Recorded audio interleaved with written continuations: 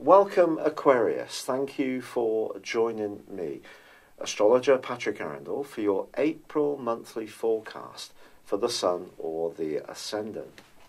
If you've yet to subscribe to my channel, I'd be very grateful if you did now. This month kicks off in brilliant fashion. On the very first day, Mars, the planet of drive, of determination and willpower, moves into your fifth solar house, the sign of Gemini, obviously your sister air sign. Mars is going to be here through to the middle of May. It's a great opportunity to up your activities around your social life, romantic hopes, perhaps around your creative strands, and the things that really give you a sense of pleasure. Now also, the Sun begins this month in the sign of Aries, along with Chiron, the wounded healer, and this is an opportunity to work on how you think and how you articulate your ideas. In Chiron's case, it could be that you're thinking about your relationships with a sibling or even a neighbour. There is a new moon on the 5th, which also is an opportunity for us more cerebral Aquarius people to balance our ideals and intellectual enthusiasms with our feelings. And from the 5th for a month through to the 4th of May, this is a great time to do that. But there is still the combination of Mercury and Venus in the sign of Pisces. Now this is the sector of everyday resources. It's also the base foundations of our existence. Now Venus here can be creating the potential for an improvement in your income. Mercury in this location is less positively aspected because it is in detriment. And of course last month it was in March tracking backwards in a retrograde. Now it's not going to emerge out of shadow until the 16th of this month. In other words, returning to the point where the retrograde began. So if there is something to do with money being owed to you or trying to get a firmer grip on your finances, it may happen mid-month, and then the next day Mercury pings into Aries, which is a really positive location. The pace of life can pick up, your thinking can accelerate, you're really going to be on the ball with the benefit of that new moon, the Sun, and also Mars in the sign of Gemini.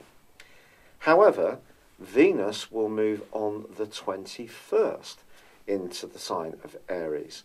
Now this can also be very good because the way that you communicate can take on just very subtle tonal sort of attractiveness, which can pull good things to you. But on the 19th, there is a full moon in the other sister air sign of Libra. And this suggests that when it comes to your ideas, in the following 2 weeks, something that you're keen to move forwards with or transform or change, there may be someone close to you who would rather stick with the status quo. And your natural enthusiasm can be tempered by the charm of Venus. So if there is something you want to get across, don't just use hard facts and logic. Do try to express things in a way which has a kind of becoming vibe to it. That's going to make things much more successful. Now on the 20th, the Sun moves into the sign of Taurus. And this is very much to do with your home and emotional activities. And of course, Uranus has been here since the 6th of March. Now, last year, Uranus was from the middle of May to the end of the first week of November, also in Taurus. It's now going to be in Taurus for a longer term duration. And this is an opportunity to be thinking between now and 2026 about where you live, how you live there, and there could be some modifications you want to make to an existing abode, or some water bearers may want to up sticks and move altogether. But there could be some restlessness around home life because the Sun's going to be combining with Uranus from the 20th to the 26th. That is something to bear in mind. Now, on the 10th of this month, Jupiter is going to slam on the brakes. And of course, Jupiter is all about expansion, it's about optimism, and it has been in your sector of friendship since late last year. And it's possible that one longer-term goal, which is more ideologically based, so it's more of a hope, something that means a lot to you that goes beyond sheer materialistic success, Well, that may go through a period of treading water through to the 11th of August. Jupiter retrograde is a bit like a giant Mercury retrograde, slowing things down. But it doesn't mean to say that you can't still have great friendships or can't plan your future successfully. It just means if your ideas have been running slightly ahead of your ability to deliver them, it's just asking you to slow down a little bit and be as realistic as possible. Now, Saturn, your traditional ruler, does continue its journey through a tender part of your scope. And from the 5th of this month through to the end of the month, it comes within 3 degrees of Pluto. Now, since 2008, and then once Saturn moved into Capricorn in December 2017, you may have noticed there have been times when your emotional outlook has felt a little bit more challenged. You may have felt more affected by past events, past painful events, quite frankly. Or it's possible that other people haven't always seen you like you perhaps see yourself or would like to be seen by them. So perhaps opposition has been a feature of that period of time, and that could intensify across this period of weeks.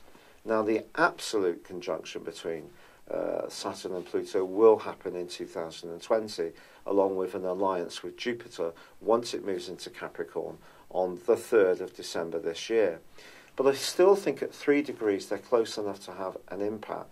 So if you do find yourself wanting to think about past events that aren't quite as resolved as you would like, then don't dismiss this, because Saturn in particular is in opposition with the North Node, which moved into Cancer last November the 6th.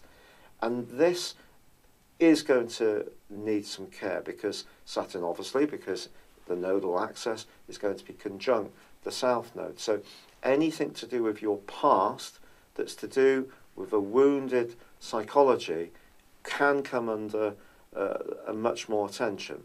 But the great thing about the North Node, it is a chance to get fitter, stronger, weller, more organised. Make sure the things that can drag you down are eliminated from your life. But I would say if there are people in your world who tend to be very draining or needy or lean on you a lot, or who are not so acknowledging of your circumstances, then I do feel that you may think carefully about how you're going to handle these relationships. But there's no doubt about it, this month does give you a tremendous opportunity to communicate with a great deal of passion, a great deal of enthusiasm. But with Jupiter slowing down, if there are friendships that haven't been working quite so well for you, this combination between Saturn and Pluto could perhaps suggest that may be the area where you may want to perhaps revisit who exactly is in your circle, how trustworthy, supportive and sincere some of your associations are. And this is going to be amped up once the Sun does move on the 20th and combines with your modern ruler of Uranus, because that can make you more outspoken about any injustices or anything that you've kept close inside of you, which actually probably does need to be ventilated. Because being an air sign, there can be a tendency for us collectively to perhaps try to think things through rather than feel things through. And I think these influences are promoting the whole concept of more feeling and more sharing, but only to the right people. Now, in the last week, Mars goes into a square with Neptune. If you are single and you really fancy someone and you go out on a date across those days, just be aware that Neptune can distort, and when Neptune and Mars are in a right angle or a conjunction or an opposition, it can lead to a little bit of deception, even self-deception, so just be conscious of that. Now, Saturn actually goes into a retrograde itself at the very last day of this month, which will last for 5.5 months. So he is going to stay with Pluto for now, going into May, and I'll tell you more about that continuing conjunction then. But for now, it's been a real pleasure being with you. I would be very grateful if you liked or commented on this video. If you've never had a personal horoscope produced, or not one for some while, You can get one from me if you have a 12-month personal horoscope forecast as well. I will give you a 30% discount. The key here, Aquarius, is this is going to help you to have so much information way beyond your zodiac sign.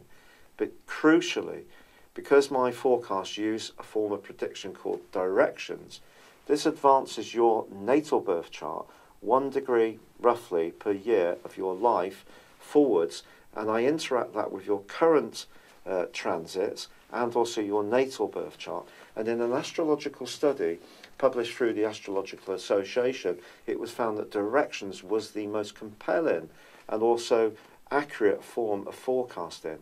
In my own situation, it's really been breathtakingly accurate. But if you see the link beneath this video, you can click and check that out. But for now, thank you so much for joining me. Good luck and goodbye. Hello, thank you so much for watching my video. I'd love you to join me at my Horoscope Ace app. You can find this at www.horoscope-ace.com. You can use it through Android, iOS, Apple or Facebook. Check out your ascendant or your moon sign or download your free birth chart. There's all your favourite videos, plus there are daily, weekly, monthly and yearly horoscopes for general, love, Chinese and Indian astrology. If your passion is tarot, there's my brilliant 3-card money or love tarot readings too. And it's all there at www.horoscope-ace.com. Thank you.